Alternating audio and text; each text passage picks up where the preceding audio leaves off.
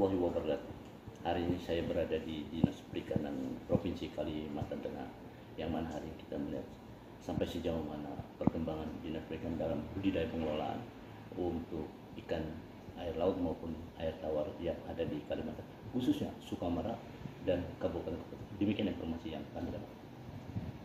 Bang, saya lihat ini salah satu budidaya yang cukup berkembang di mata dunia, peluang ekspor yang mana ini sudah menjadi kajian strategis ya bagi Lemhanas ke daerah ya, terutama udang Panami. Udang Panami ini sebenarnya peran fungsinya di sana itu apakah tambak di darat atau tambak di laut? Jadi udang Paname itu kita kembangkan di tambak karena dia secara teknis lebih produktif, ya didukung oleh habitat lingkungan, kemudian kualitas air itu adalah di tambak. Nah, untuk stream estate Kalimantan Tengah itu kita kembangkan di Sungai Raja seluas 40,17 hektar yang pembangunannya mulai kita bangun di tahun 2022 dan insya Allah di 2023 tuntas dan sudah bisa operasional bahkan bisa panen gitu. Jadi gini, ini kan menarik Bang, yang mana kita melihat dari kajian anak beberapa jenderal dan untuk melihat langsung bahwa udang Paname itu merupakan salah satu primadona ya dalam pengkajian ini. Nah, yang perlu kita tanyakan ini, apakah dalam sistem tambaknya itu di laut atau di darat tapi menggunakan air laut? Tambaknya di pantai menggunakan air laut yang kita lakukan secara khusus atau kita treatment secara khusus, ya kan, dengan SOP budidaya air perairan laut. Nah, ini tentu saja akan lebih produktif itu untuk budidaya udang Paname. Kemudian udang Paname ini dia memiliki keunggulan dari sisi satu soal produktivitasnya luar biasa, kemudian kekuatan atau kemampuan bertahan dari serangan penyakit dan lainnya itu cukup kuat. Kemudian yang ketiga, komoditi udang Paname ini memiliki nilai jual yang tinggi, gitu kan. Kemudian yang paling penting lagi bahwa dunia itu sangat membutuhkan ya udang Paname, sangat diminati udang Paname. Untuk itu Presiden Jokowi telah menetapkan target bahwa di 2024 ekspor Indonesia itu untuk udang dari serangan penyakit dan lainnya itu cukup kuat, nilai jual yang tinggi, gitu kan. Kemudian yang paling penting lagi bahwa dunia itu sangat membutuhkan ya udang Paname, sangat diminati udang Paname. Untuk itu Presiden Jokowi telah menetapkan target bahwa di 2024 ekspor Indonesia itu untuk udang dari serangan penyakit dan lainnya itu cukup kuat. Kemudian yang ketiga, komoditi udang Paname ini memiliki nilai jual yang tinggi, gitu kan. Kemudian yang paling penting lagi bahwa dunia itu sangat membutuhkan ya udang Paname, sangat diminati udang Paname. Untuk itu Presiden Jokowi telah menetapkan target bahwa di 2024 ekspor Indonesia itu untuk udang itu mencapai 2 juta ton.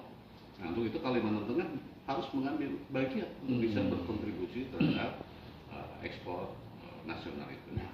Kita sedikit bicara dengan ekspor nasional, Kalimantan Tengah ikut bagian untuk bisa mengembangkan udang Paname. Kalau kita melihat setahun itu kira-kira berapa target per tonnya? Kita setahun itu paling tidak harus mencapai dari kawasan Sriwijaya aja sudah hampir mencapai 1.500 ton, itu minimal. Ini kalau nanti dikembangkan juga oleh pelaku usaha masyarakat kelompok gitu ya di sekitar Sukamara dan kabupaten lainnya, saya meyakini itu bisa mencapai hampir 6.000 ton mampu kita capai setahun. Nah, Dan itu khusus Sukamara. Khusus Sukamara. Nah, kemudian kebijakan Pak Gubernur ini bahwa program stream estate di Sukamara ini kan merupakan model yang bisa dicontoh terutama oleh kabupaten pesisir lainnya di Kalteng, bahkan bisa dicontoh di Indonesia. Nah, ke depan setelah dibangun di Sukamara, gitu kan, kita akan proyeksikan ya pembangunannya di kabupaten yang memang bupatinya itu memiliki komitmen, memiliki apa namanya kepedulian tentang sektor kelautan perikanan, khususnya pengembangan tambak udang Paname. Dan kita telah membuat terobosan menjajaki dengan Kementerian Kelautan Perikanan agar bisa mendukung ya, pengembangan semisal lebih lanjut di Kalteng, terutama dari dana bantuan luar negeri yang dikelola oleh KKP. Nah, saat ini kita sedang menyiapkan data-data lahan yang CNG yang peruntukannya memang untuk pengembangan perikanan yang dimiliki oleh pemerintah daerah memang dikelola oleh KKP. Nah, saat ini kita sedang menyiapkan data-data lahan yang CNG yang peruntukannya memang untuk pengembangan perikanan yang dimiliki oleh pemerintah daerah minimal 500 hektar. Nah, progresnya data yang sudah kita kirim yang sudah memenuhi syarat itu adalah dari Kabupaten Sukamara. Dan bahkan dalam waktu dekat rencananya tim dari KKP akan melakukan survei. Tapi suka menjajaki dengan Kementerian Kelautan Perikanan agar bisa mendukung ya, pengembangan semisal lebih lanjut di Kalteng, terutama dari dana bantuan luar negeri yang dikelola oleh KKP. Nah, saat ini kita sedang menyiapkan data-data lahan yang CNG yang peruntukannya memang untuk pengembangan perikanan yang dimiliki oleh pemerintah daerah minimal 500 hektar. Nah, progresnya data yang sudah kita kirim yang sudah memenuhi syarat itu adalah dari Kabupaten Sukamara. Dan bahkan dalam waktu dekat rencananya tim dari KKP akan melakukan survei. Tapi Sukamara kan sudah berjalan, apakah Surubian atau Sampit atau mana? Jadi Sukamara yang sudah berjalan itu kan model, ya kan. Ini kan kita kembangkan lebih besar, minimal 500 hektar.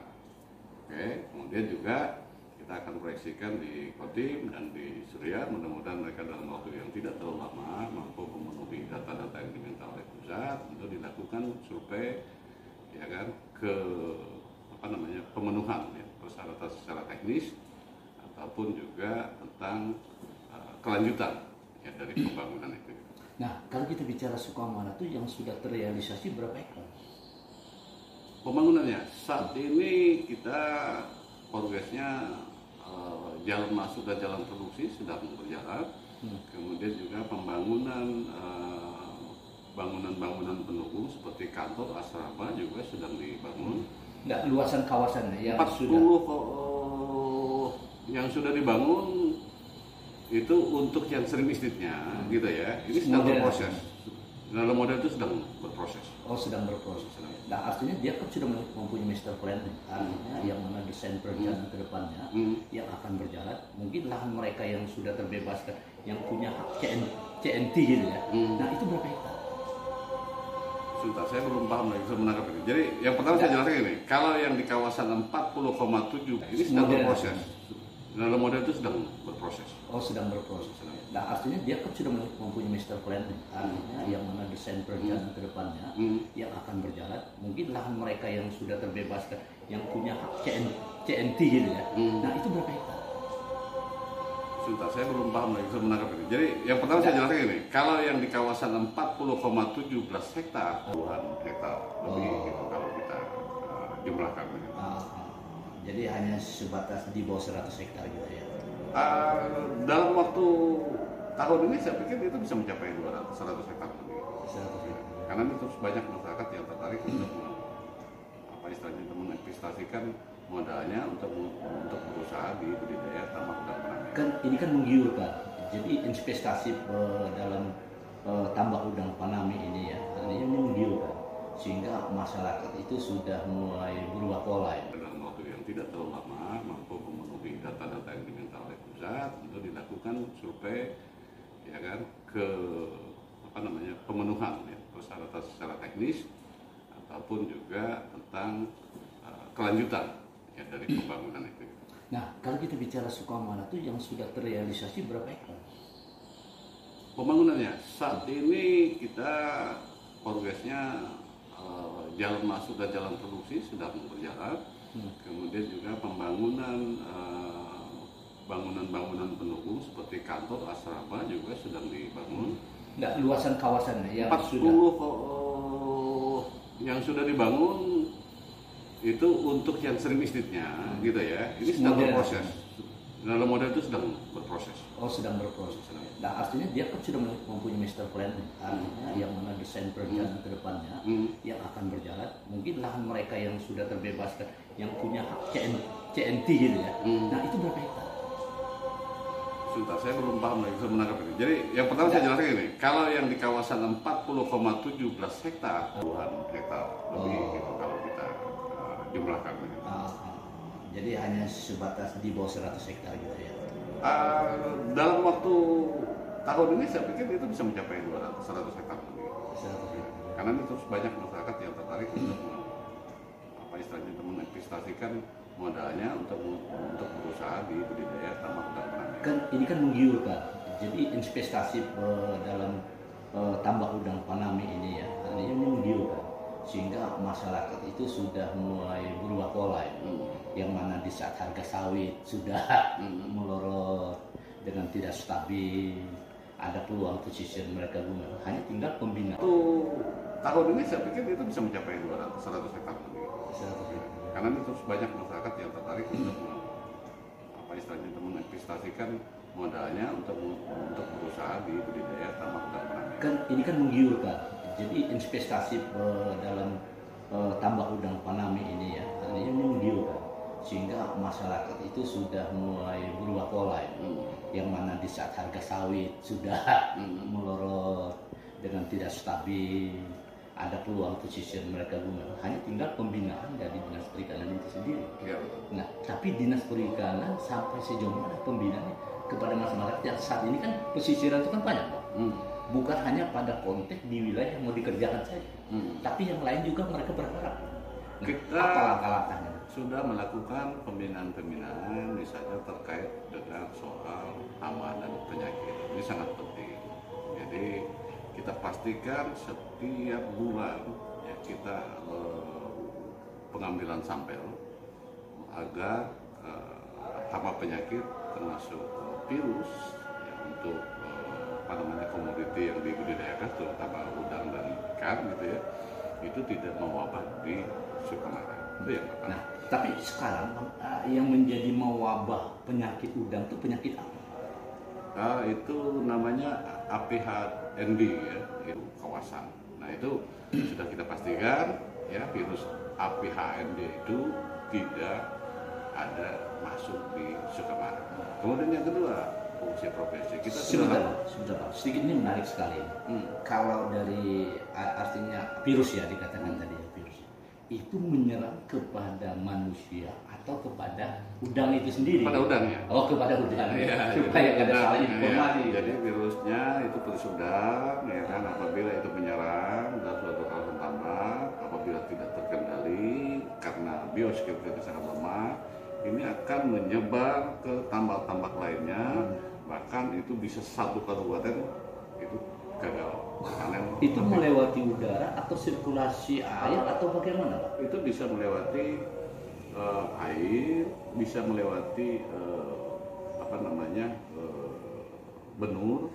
Untuk itu maka benur yang masuk ke Sukamara kita pastikan memang benur-benur yang sudah bersertifikat. Oh, ada lisensi yang paten. Iya, itu kita pastikan. Itu namanya biosecurity, kita pastikan agar apa namanya benur yang masuk itu bersertifikat. Kalau itu kami sudah mendorong agar Bupati Sukamara secepatnya membuat regulasi tentang tata kelola budidaya tambak di Kabupaten Sukamara. Bisa benur. Untuk itu maka benur yang masuk ke Sukamara kita pastikan memang benur-benur yang sudah bersertifikat. Oh, ada lisensi yang paten. Iya, itu kita pastikan. Itu namanya biosecurity, kita pastikan agar apa namanya benur yang masuk itu bersertifikat. Kalau itu kami sudah mendorong agar Bupati Sukamara secepatnya membuat regulasi tentang tata kelola budidaya tambak di Kabupaten Sukamara. Misalnya setiap membuka tambak baru itu itu wajib ada IFA, wajib benihnya bersertifikat, wajib lisensi. pakannya bersertifikat, dan seterusnya. Seperti itu. Nah ini menarik sekali Bang. Ini kan bicara Sukamara. Sementara Sukamara belum ada OPT ya. Akan tetapi Kobar punya OPT sudah sejak lama ya. Tapi kenapa Kobar tidak tertarik hal yang itu untuk menjadi program model?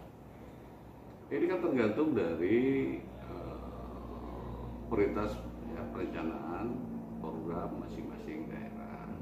Ya kan, kami provinsi sifatnya adalah memberikan fasilitasi, koordinasi dan pembinaan ke kabupaten untuk kabupaten yang memiliki potensi kelautan perikanan yang baik agar menjadi salah satu program. Nah, kembali ke komitmen kepedulian Pejabatnya itu. pejabat di daerah, terutama yang terkait dengan urusan kelautan dan perikanan. Mungkin sedikit Bang untuk harapannya Bang ke depan dengan adanya ini, walaupun ini saat ini kita bicara komitmennya antar pejabat ya, walaupun pejabat di sini sudah tahu itu pejabat di Kobar begini, akan tetapi karena ini program Sertifikat, wajib pakannya bersertifikat, dan seterusnya. Seperti itu. Nah ini menarik sekali Bang. Ini kan bicara Sukamara. Sementara Sukamara belum ada OPT ya. Akan tetapi Kobar punya OPT sudah sejak lama ya. Tapi kenapa Kobar tidak tertarik hal yang itu untuk menjadi program model?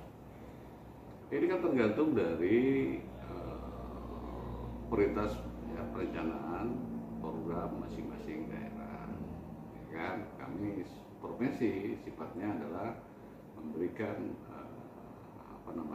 fasilitasi, koordinasi dan pembinaan ke kabupaten untuk kabupaten yang memiliki potensi kelautan perikanan yang baik agar menjadi salah satu program.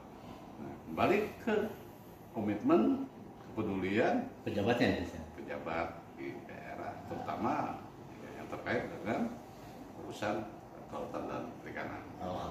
Mungkin sedikit Bang untuk Sifatnya adalah memberikan fasilitasi, koordinasi dan pembinaan ke kabupaten untuk kabupaten yang memiliki potensi kelautan dan perikanan yang baik agar menjadi salah satu program. Nah, kembali ke komitmen kepedulian pejabatnya itu. pejabat di daerah, terutama yang terkait dengan urusan kelautan dan perikanan.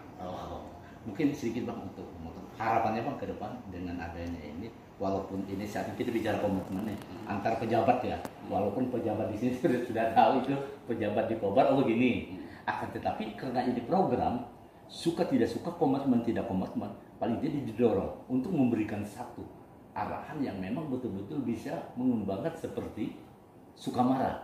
Karena Sukamara ini kan sudah go-nya sudah dunia bicaranya, apalagi ini menjadi kajian Lemhanas ke sana gitu. Nah, bagaimana nanti Kobar strategi? Apakah ini punya kelayakan dari sudut pandang dari dinas perikanan itu sendiri sebelum melangkah lebih jauh nanti? Ya, kami dalam membangun sektor kelautan perikanan, pertama memang kita harus berbasis data dan kajian. Nah, jadi kami harapkan untuk seluruh kabupaten itu agar menyiapkan data-data dan kajian. Nah, berkaitan dengan pengembangan Sriwistik, kami sudah minta seluruh kabupaten yang ada di pesisir agar sudah mulai menyusun DED, Detail Engineering Design, sehingga dipastikan apabila DED sudah tersusun bisa dieksekusi jalan atau tidak jalan, ya kan? Nah, untuk daerah yang nanti cepat membuat DED sudah pasti ini akan terus kita dampingi, baik dari sisi pembinaan, baik dari sisi dukungan untuk dapat dana dari pusat, gitu kan. Nah, seperti itu. Oh iya. Oke Pak. Demikian wawancara kami kepada Kepala Dinas Perikanan Provinsi Kalimantan Tengah secara eksklusif yang mana didampingi oleh Bapak ini sebagai apa beliau? Kepala Bidang Perikanan Tangkap. Kepala Bidang Perikanan Tengah.